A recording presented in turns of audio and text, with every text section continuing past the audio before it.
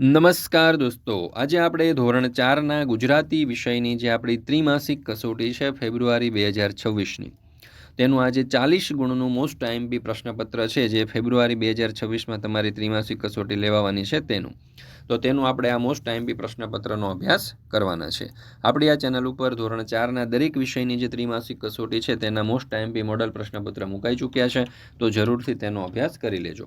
તમારી પરીક્ષાની તૈયારી માટે અને આ ત્રિમાસિક કસોટીમાં સારામાં સારા ગુણ પ્રાપ્ત કરવા માટે ખૂબ જ ઉપયોગી થશે. ચાલો તો શરૂ કરીએ. ધોરણ 4 વિષય ગુજરાતી ત્રિમાસિક કસોટી 40 ગુણનું મોસ્ટ આઈએમપી પ્રશ્નપત્ર. એમાં પ્રશ્ન નંબર 1, નીચેના દરેક પ્રશ્નના ઉત્તર માટે આપેલા વિકલ્પમાંથી સાચો વિકલ્પ શોધીને લખો. પેલું, બાવો કોણ બન્યું? તો જવાબ આવશે બચુ. બચુ બાવો ક્યારે બન્યું? તો જવાબ આવશે રસોઈ વેળાએ. બચુએ બાવો બનવા શું શું કર્યું? તો જટા બનાવી, ભભૂત લગાવી. બાવો શું લેવાની ના પાડે છે? તો પૈસા અને કપડાં. 5મું, બાવો કેમ જતો હતો? તો બા ડરી ગઈ એટલે. મમ્મીને ક્યારે નવાઈ લાગી હશે? કે બાવાને બચુડા તરીકે જોઈને. ત્યાર પછી પ્રશ્ન નંબર 2, કાઉન્સમાંથી યોગ્ય શબ્દ પસંદ કરી ખાલી જગ્યા પૂરો. બોધરાજના હાથમાં ખાલી જગ્યા હોય જ તો ગોફણ. બીજું, ભીષ્મના પિતાનો બંગલો ખાલી જગ્યાની બહાર હતો તો શહેર. ત્રીજું, ખાલી જગ્યા ભીષ્મના બંગલે અવારનવાર આવતો તો બોધરાજ. ચોથું, ખાલી જગ્યા ઉપર ચૂનાનો ઝીણો ભૂકો છાંટેલો હતો તો દુપટ્ટા. ખાલી જગ્યા શબ્દ સાંભળતા જયા, મયુર અને ઋતુ ગભરાઈ ગયા, તો જવાબ આવશે ડાકણ.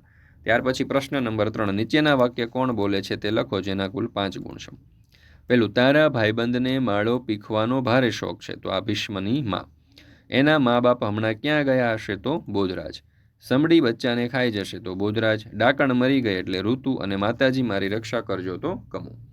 ત્યાર પછી છે પ્રશ્ન નંબર 4, નીચેના વિધાનોમાંથી ખરા વિધાન સામે ખરાની અને ખોટા વિધાન સામે ખોટાની નિશાની કરો, જેના કુલ 6 ગુણ છે. પેલું, ધારિકા અને પ્રજ્ઞેશ વર્ગમાં જાદુનો ખેલ બતાવ્યા, તો ખોટું. બીજું, જ્યોત્સનાની પેન્સિલ અંશુલના ખિસ્સામાંથી નીકળી, તો જવાબ આવશે સાચું. ત્રીજું, તૃપ્તિ નખ્ખમ ધખ્ખમ ધડા પડા બૂમ મંત્ર બોલી, તો જવાબ આવશે ખોટું. ચોથું, ભીષ્મના પિતાએ નોકરીમાં બઢતી મળી, તો સાચું. ગોદામમાં અંધારું હતું, તો સાચું. અને ભીષ્મને ગોફણ છોડતા આવડતું નહીં, તો જવાબ આવશે સાચું.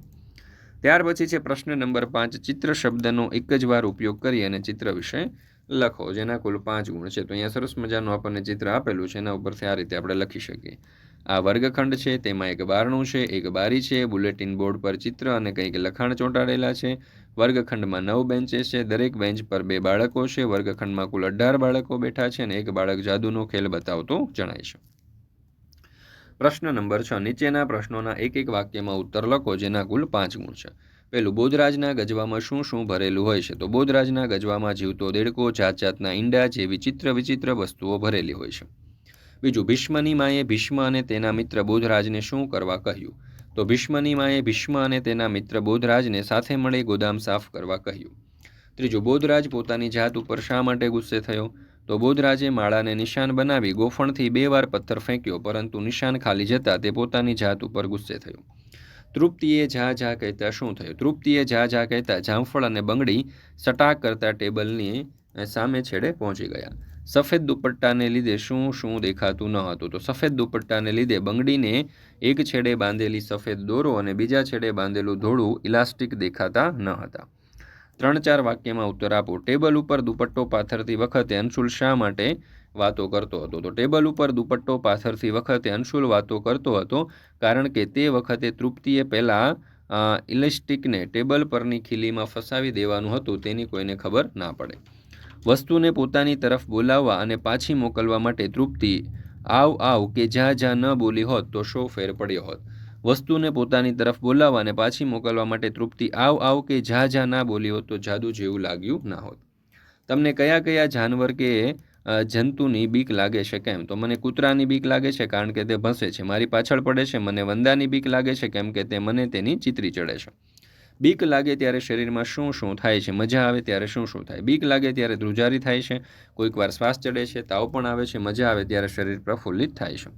તો મિત્રો, અહીંયા આપણે ધોરણ 4નું ગુજરાતી વિષયની ત્રિમાસિક કસોટીનું આ જે મોસ્ટ આઈએમપી પ્રશ્નપત્ર છે તે અહીંયા પૂર્ણ કરીએ છીએ. ફરી મળીશું મિત્રો આપણે ધોરણ 4ના એક નવા વિષયના આ જે ત્રિમાસિક કસોટીનું જે ફેબ્રુઆરી 2026માં જે ત્રિમાસિક કસોટીનું 40 ગુણનું પ્રશ્નપત્ર લેવાનું છે તેના મોસ્ટ આઈએમપી પ્રશ્નપત્રના સોલ્યુશન સાથે.